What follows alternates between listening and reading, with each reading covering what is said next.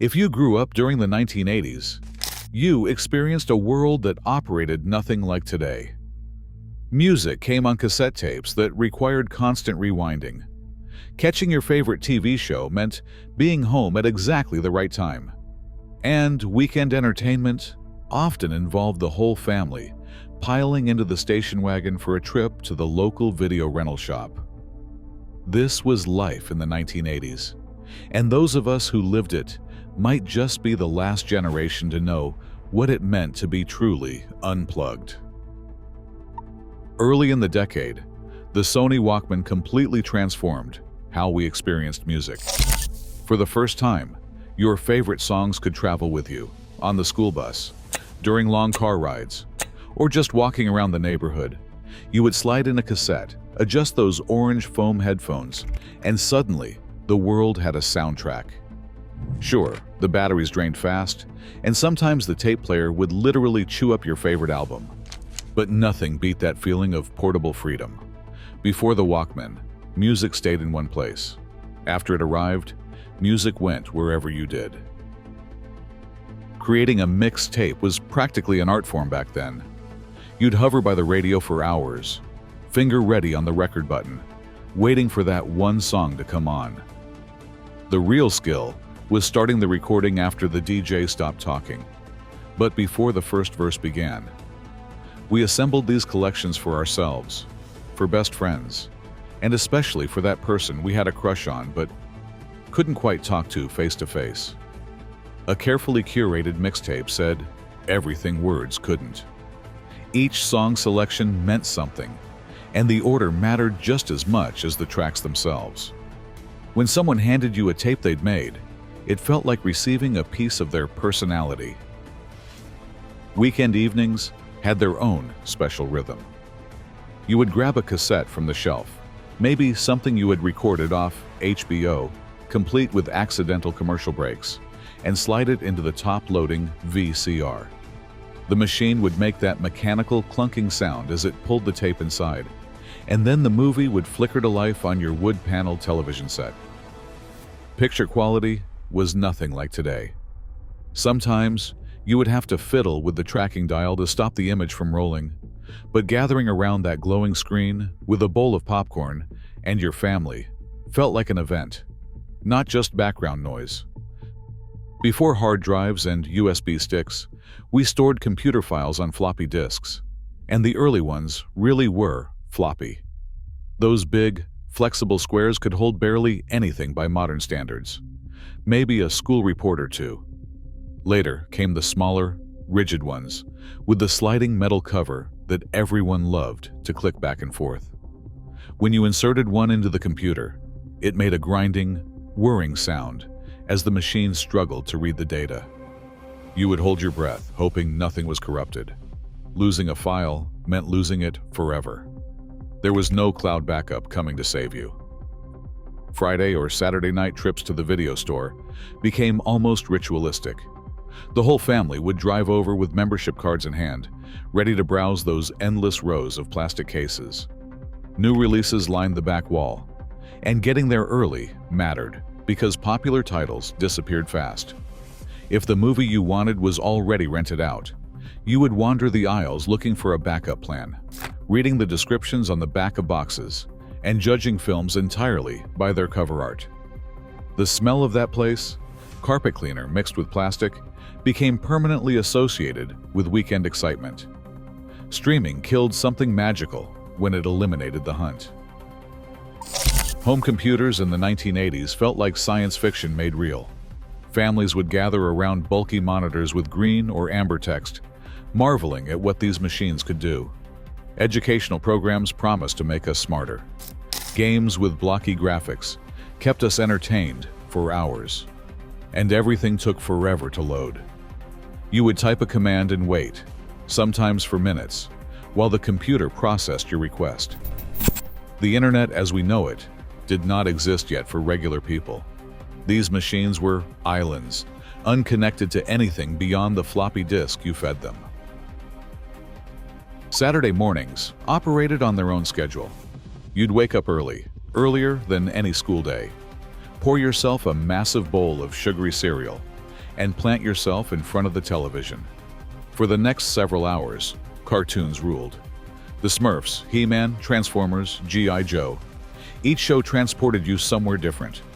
There were no digital video recorders, no streaming services, no watching whenever you felt like it. If you missed an episode, you missed it until summer reruns. That urgency made everything feel more important. When the cartoon block finally ended around noon, you'd reluctantly head outside to create your own adventures until dinner. Collecting things became a serious pursuit. Baseball cards, stickers, small figurines. Kids accumulated treasures and protected them fiercely. Trading happened on playgrounds and in cafeterias, with intense negotiations over which items held more value. The thrill was not just ownership. It was the hunt, the deal-making, the showing off to friends.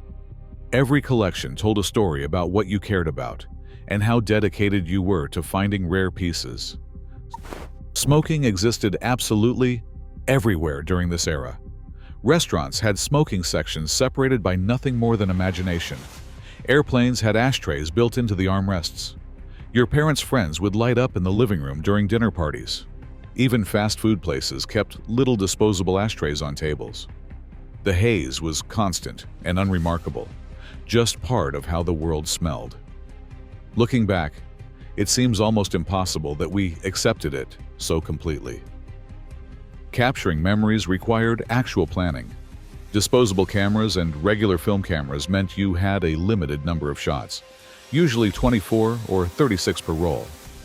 You could not check how a photo turned out immediately, could not delete the bad ones, could not take 50 versions of the same moment. Every click of the shutter cost money to develop. Then you would drop the film off at the drugstore and wait days, sometimes a week, before picking up your prints. Opening that envelope felt like Christmas morning. Some pictures came out beautifully. Others were blurry disasters. All of them went into albums or shoeboxes, physical objects you could hold in your hands.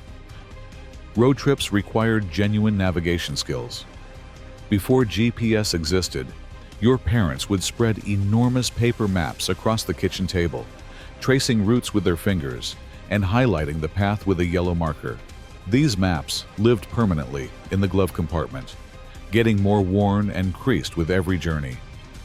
When you got lost, and you always got lost eventually, figuring out where you had gone wrong involved pulling over, unfolding that giant paper puzzle, and debating which turn had been the mistake. It was frustrating and time-consuming, and somehow also part of the adventure. Gaming magazines served as sacred texts for anyone who loved video games. Publications arrived monthly, packed with screenshots, reviews, secret codes, and hints for getting past impossible levels. You would read them cover to cover multiple times, memorizing tips you might need later. Finding a cheat code or hidden shortcut felt like discovering buried treasure. There was no looking anything up instantly online. You either figured it out yourself, heard about it from a friend, or waited for next month's magazine to reveal the secrets. Snacks from that decade occupy a special place in memory. Certain treats that seemed eternal simply vanished from store shelves over the years. The particular crunch, the specific flavor, nothing quite replaces them. Every generation mourns the discontinued foods of their childhood, and 80s kids have their own list of beloved casualties that today's children will never taste. Air travel felt completely different before heightened security changed everything. You could walk right up to the gate with family members, even if you were not flying. Saying goodbye happened at the actual door of the aircraft. Nobody removed their shoes or threw away water bottles. The whole process moved faster and felt less stressful. Flying still seemed special somehow, an adventure rather than an ordeal to endure. Writing checks was simply how transactions worked. Your parents kept a checkbook balanced, recording every purchase in that little register. The act of writing out the amount in both numbers and words, signing your name and tearing along the perforation, felt very official and grown up. Watching your mom or dad pay for groceries this way seemed completely normal. The idea that money could move invisibly through cards and phones would have sounded like fantasy.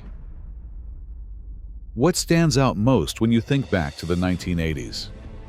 Those memories, the sounds and the smells, and the way time seemed to move differently, belong to us, the people who actually lived through them. Share your own recollections in the comments below. And if this journey backward made you smile, stick around for more trips down memory lane. The past is not gone, as long as we keep remembering it together.